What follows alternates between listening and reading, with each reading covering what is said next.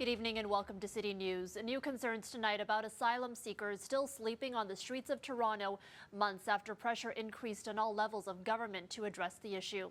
Dozens remain camped outside of the shelter intake office downtown, and concern is growing over how the winter months could make an already dire problem much worse. It has not been easy, so we are just managing here, just coping.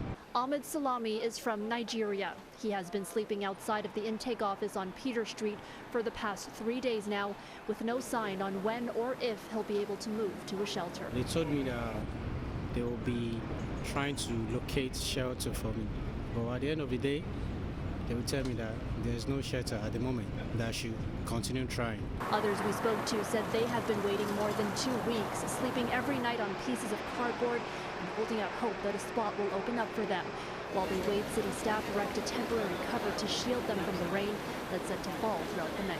What we're finding is no matter how fast we are moving to move people from homelessness to a state of homes, that's our goal in all of this. There are more people that have the needs than we can accommodate. City spokesperson Lindsay Broadhead says shelters have been at or beyond capacity since at least the beginning of the summer, with over 9,000 people currently staying within the system. At the moment, shelters are turning away nearly 300 people per night, and she says the problem will only get worse as the colder months approach.